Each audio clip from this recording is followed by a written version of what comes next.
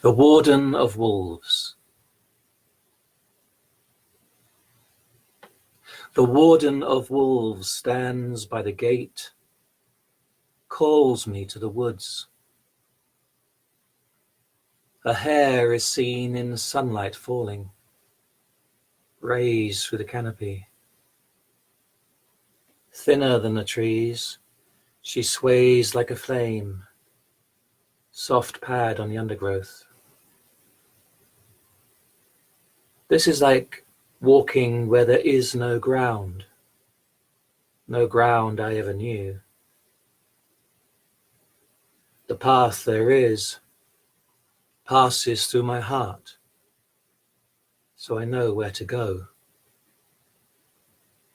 I crouch where the leaves gather low, hang from my spine, teeth tasting air.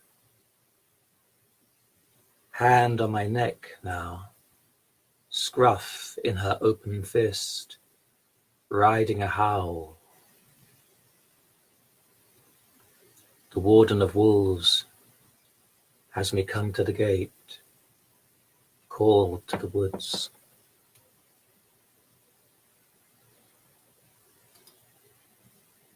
Scratches.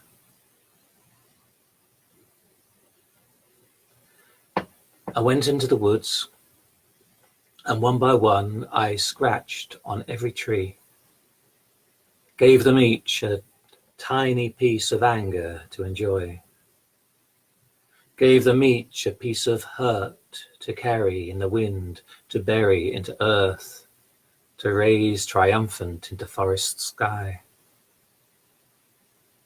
Perhaps beneath the ground where clever tendrils meet, they'll share amongst themselves, or in the air, the tasty air never touching their conversation made of waves.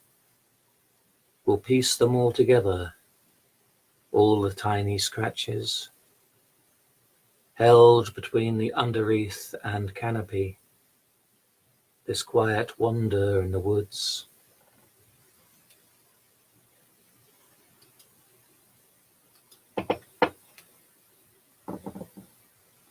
Deep woods. The deepest woods we've walked through are the deepest woods we know.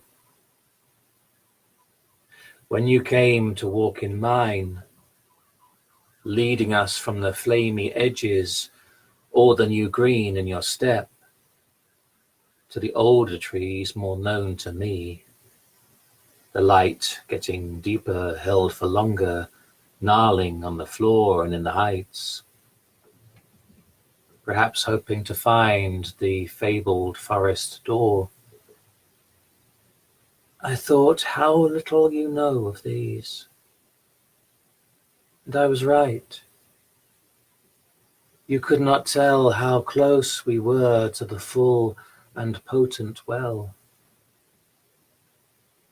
You stared at me a question. Why do you roar? Now you're screaming like a hornbeam. And I'm thinking, can you not see or hear all the wintered stories this forest can tell?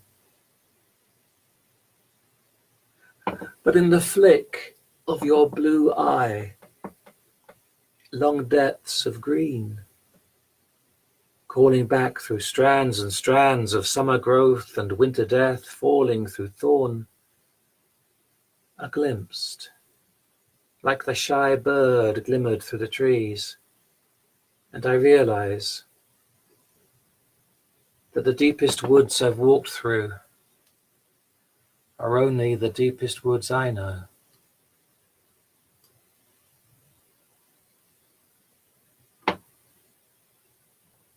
Beauty Beast. He did not see her as beauty. She did not see him as beast. Hoof marks pocking the paths of the wood, and 2 naked feet. She saw in him traces of beauty. He saw on her marks of the beast. hairiness shed on the chairs of the palace, and neither alone at the feast. They spoke of the bringing of beauty. They spoke of escape from the beast. Barks and laughter and bleating rising from rooms underneath. Perhaps the tale of deliverance was not to be meant as a test. Perhaps if someone had said 'tis only a story at best, a parting of ways in the dark, regretted words and disbelief. In the moment he saw her as beauty, in that moment she saw him as beast. Untouched, still clawed, unfought but gored, and never a sign on the street. One left alone without beauty, one left alone with the beast.